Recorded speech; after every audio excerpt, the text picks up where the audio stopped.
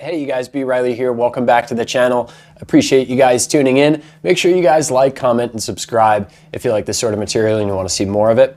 That aside, let's go ahead and shove that off the table and let's get into today's review today, in which we are going to be talking about a Chickenbacker 370-12. That is a 360 model with a 3 pickup, a lot like the Roger McGinn Rickenbacker model. So we're going to go ahead and take a look at that. Let's go ahead and plug it in, make some noises, and maybe take a bit of it apart and see what we could find.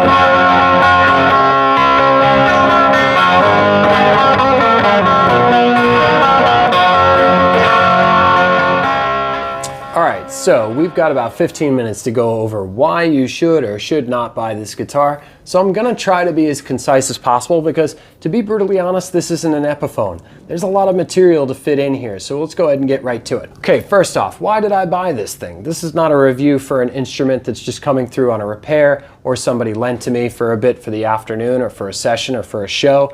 I bought this thing because I actually bought a 12-string Chickenbacker off of AliExpress a couple years ago. It was a blue 330, it was a 2 pickup model, and it was a 12.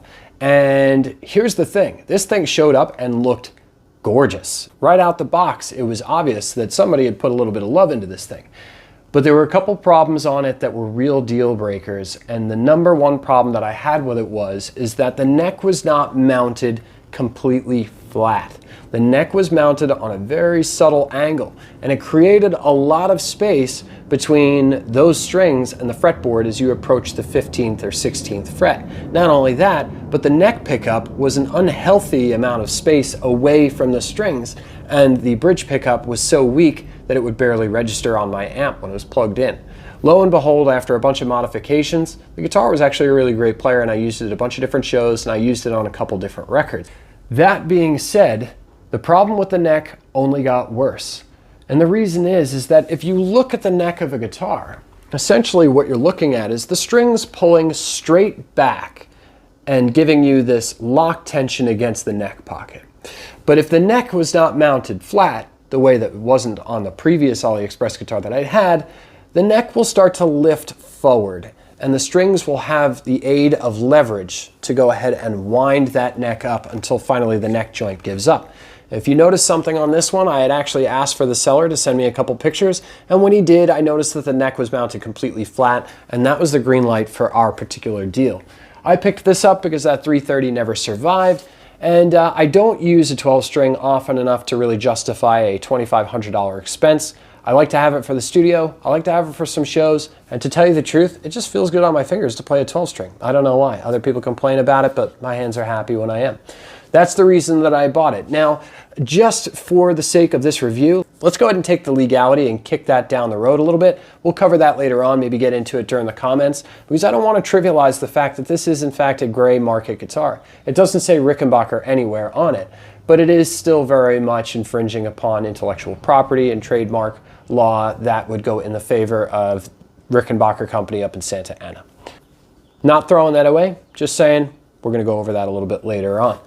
Let's actually take some stuff apart for the build quality on this one. All right, so first off the bat, let's go ahead and get down to the meat and potato stuff. Let's talk about the things that you're going to need to have this thing work properly. We'll start off with the bridge right here. The build quality on the bridge is actually really good. This one, even though the intonation definitely looks like it was just kind of slap set up, it's actually working pretty good. It's stable, and there's no buzzing coming out of this bridge, which is really nice. Now, if we go ahead and look at the tailpiece, we're gonna be honest here. Tailpiece on this is, I mean, it's doing the job, but this looks terrible. It is not aligned properly. The screws are not adjusted properly.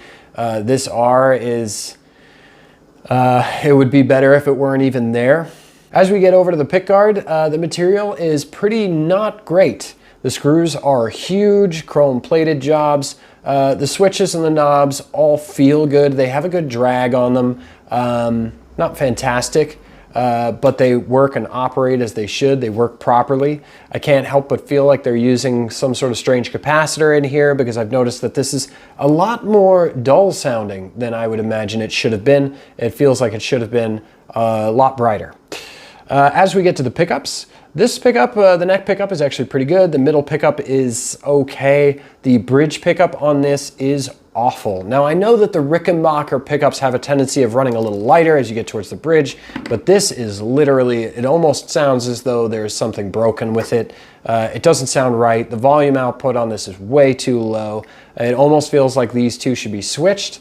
There's a very good possibility that they were switched. I know that a lot of the Chickenbacker and the Chibsons will have pickups get swapped all the time. And the reason is that you got a couple guys on the line who might not be guitar players, and they might not understand the concept of fluctuative string vibration as it relates to the geometry of this section and this section.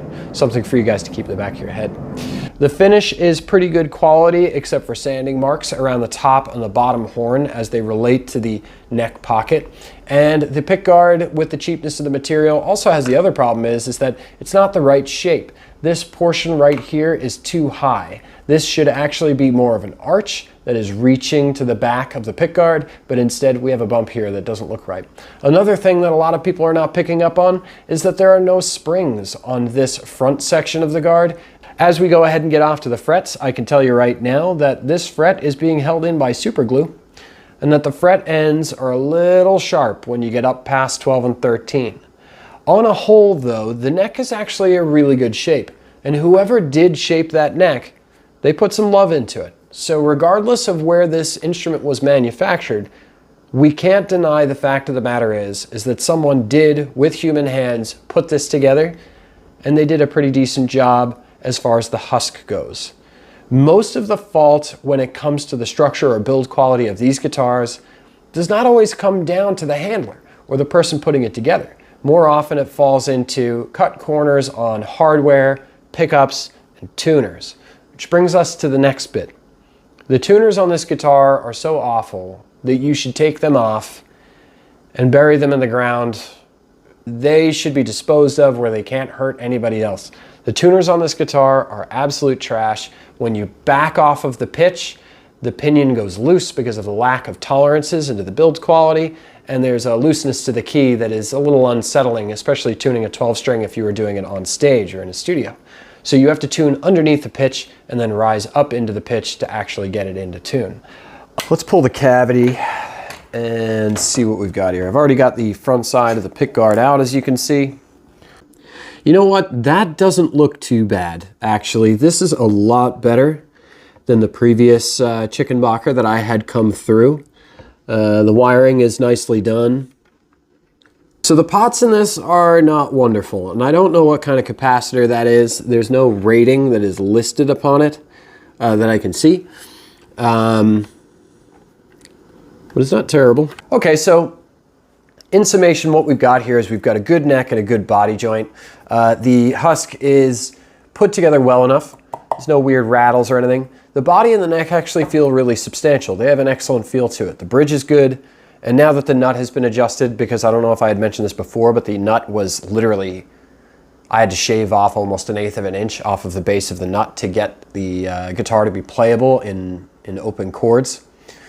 But now that the nut is good, the frets came and they showed up in good working order. They are not the prettiest, but they are all level, and there's no buzzes or rattles that are coming out of this thing at certain frets. Basically what you're looking at as a whole, in order to be able to get this thing to be able to play properly after your 260 or however much it is investment that you've made, is you're going to have to replace the pickups, getting the nut sorted, replacing the tuners. Other than that, the electrics will do fine for now. This switch actually feels pretty substantial. It feels pretty good. And the pots are pretty cheap stuff, but I think that can wait It's a bit of a kick to have to pay for a service on something that's already been put together and shipped to you brand new. But the truth of it is that there's a lot of mileage in here that you can get out of this particular rig if it were just set up properly. Now, I know that over at the factory, they're just trying to kick them out as quick as possible. I completely understand that, and I'm not trying to vilify anybody for doing a quick job. Obviously, you get what you pay for. But in this particular case, if you want to pay for it with a little bit of your own time and a little bit of your own finances after you get it, you can have a really good turnkey rig with a little bit of effort.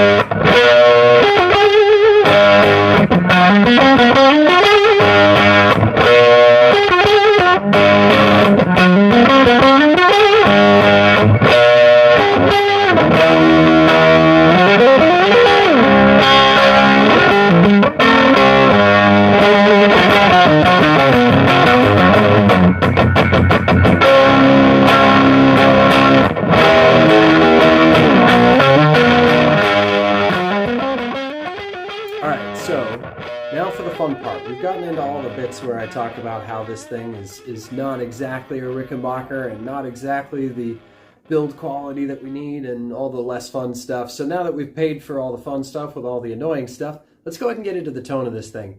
I'm going to be real straight with you on it. This is the silver lining here. It's a 12 string and it's electric and it's a hollow body. It's pretty hard to go wrong when it comes to 12 string electrics and if they're a hollow body. The noise that you get out of these is pretty bang on, actually. It doesn't have the sweetness or the perfection that a Chickenbacker has. It doesn't have the refinement that you would get out of that Santa Ana production facility, but it does have something, and it can be brought around. When it really shakes out, think of this as a foundation to build upon. For this particular one, the neck joint is really good, the neck shape is very good, and the frets are serviceable, if not already what they need to be. The bridge is good. Once you get rid of those tuners, and once you get the pickups that you want in there, and maybe get rid of that Mickey Mouse tailpiece because it just looks terrible, and do a couple things with the electronics, you're going to have a really great player with a friendly neck and something you're not afraid to take out and loan to friends and play at venues and play it live, play an electric 12 string live, which is always a little nerve-wracking because the tuning takes so long. But the neck joint on this is that stable. It enables that. So you can go ahead and start it off, use it as it sits, as just like a really great around the house 12 string electric, or if you wanted to, you could put some money into it and have a real barn burner of a player. But it does bring us up to the catch, and here's the catch. The investment value of this guitar is zero. The market is getting flooded with these. AliExpress, pairing off with PayPal and Google Pay and all this sort of stuff, has made it exceptionally easy to get on AliExpress and order one of these. So we're starting to see a couple of these pop up on the domestic market, and unfortunately we're starting to see that there are some people who are a little less than honest and like to take a couple of extra steps and try to manipulate somebody into giving them money for something that it isn't worth. So we have seen that a little bit more lately. So you're not going to get your value out of this guitar. Now, granted, it's only $260, and it's pretty easy to get $260 worth of awesome out of a guitar. If you use it on 1 or 2 sessions or play it at a show for a year, you've pretty much gotten your money out of it. So you're not necessarily losing the experience. But if you expect to come out of this guitar and be able to sell it back out on the open used market, you are going to have a path fraught with peril. eBay has been catching these and taking these auctions down. Chickenbacker has a very, very serious grip on a litigator that is active and constantly refuting copyright infringement or intellectual property infringement. And I've even seen a couple of Gibsons, real ones, get taken down off of eBay here and there because someone had raised a question over the legitimacy of the instrument. Maybe the seller just forgot to disclose that he had changed a bridge or changed a tailpiece or that it was a headstock repair. but those auctions did get taken down. So when it comes to the investment opportunity of this guitar, this isn't your guy. Now, you might remember that the Epiphone Les Paul episode, we had two different brackets for investment. And one was the concept of selling for profit, and the other one was buying for keeps. Now, if you are buying this thing for keeps and you're just buying it just to have that noise, just to have that tone, just to be able to play a little bit of the Byrds at the house or at a show or at a session or something like that, then this is definitely up your alley. It's cost effective, it's cheap, and it looks good, it plays good. It's still a handmade guitar, which is kind of nice. So if you're just using it for yourself, then you can go ahead and ignore the whole investment opportunity, the investment benefit on this guitar, and just go ahead and grab a pick, tune up, and start playing. If you enjoy it and you're having a good time out of it and you're using it to write and you're using it to create, then it works. And that brings us up to the final point. And I know that this is going to be a little hotly contested, and I understand that, because on the Chipson video we had quite a few people pipe in who were a little cross with me for conducting a review in such a non-biased way, but I'm always trying to come at it from a fair perspective. And honestly, the reason that I have to do this is because I've already bought the guitar. It's not me buying it now, it may be you, so I want to try to be as informative as possible. That being said, we are judging this guitar strictly as an instrument, not as any representation or legal proclamation against gray market laws or trademark infringement laws or anything like that. We're going to have to leave the law to the lawyers. And just to show you guys that I am not unfairly trivializing the concept of American-centric manufacturing, the truth of it is that I was an American manufacturer for quite a few years. I had actually started a surfboard business. It was around for about 5 or 10 years, and then the import market got in and a supplier dropped out. There was a huge collapse. The entire industry collapsed overnight, and unfortunately a lot of us who had not been in the game for a very long time found ourselves outdoors. So I would never want to trivialize the impact of American manufacturing, but we do have to face facts. The truth of it is that we are not just rapidly approaching, but have already sailed past at 100 miles an hour, the marker that stated that we are now working with a global industry, global manufacturing, that we are not strictly American-centric in this way, that we are essentially participating in international trade. And we're going to start to have this. We're going to start to have markets that cross over each other, and we're going to start to have people in other countries that are noticing a niche market that is not being filled, and rather opportunistically, they're going to go ahead and jump in. That niche market that they're trying to fill, entry-level Chickenbacker, which has never been available except by lawsuits in the 1970s, and now currently through the AliExpress. But Chickenbacker has been very intentional about refusing to open up an entry-level market for their guitars. And I can understand why, in the same reason that Porsche was very reserved about making SUVs the first time around. It's an aspirational brand, and any type of trivialization and or dumbing down of the brand and or cheapening of the brand will hurt their regular business. And that regular business is the thing that keeps their lights on. So I can understand them sticking to it as far as their business practice. It's their company, it's their design, it's theirs to do with what they wish. But the only problem is that Chickenbacker, unlike Gibson, has not provided an alternative in which somebody can get into it for a more reasonable price or using offshore manufacturing. And that's fine, that's their choice to make. But unfortunately, when they do that, they are going to be leaving a lot of money on the table, and Chickenbacker hasn't been swimming in green since, Pan Am was flying the Beatles around. So maybe that's something that they might want to start to look at. Gibson has. A couple years ago, they started introducing all the satin finishes and the melody makers, and those were really great, and they sold really, really well. I don't see a reason why Chickenbacker couldn't take the time to put out a 12-string that was reasonably made, that would give us a better value, something that didn't need to constantly be taken apart and rebuilt, and at the same time give them some disposable income that they can then contribute into new body models and new products that maybe might catch fire and get in the right arena and really have them take off again and have those big numbers like they used to have back in the 1960s. But then again, I'm not an executive at Chickenbacker, and I will wager that if you are, you're probably just a little too pissed to even try to talk to me because I've got a knockoff sitting behind me on my couch. That's all I've got for you guys on this Rickenbacker 370/12, i.e. 360 Roger McGinn knockoff. I hope you guys enjoyed the review, and I hope you guys are, digging the videos and everything like that. We're really throwing out a variety here. We've got some project stuff, we've got some review stuff. So go ahead and pipe up in the comment section. Let me know what you're looking for next. And if you're just here to just kick the tires and just listen to some music and check out a guitar, then good on you too. Anyway, that's all I got for you guys. Thanks so much for tuning into the channel. Don't forget to like, share, and subscribe if you like the material. And let us know what you're looking for next. And otherwise, we will see you next time. So go get your jangle on. Go listen to the birds. Go listen to Mr. Tambourine Man. Plug one of these things in and get loud as hell.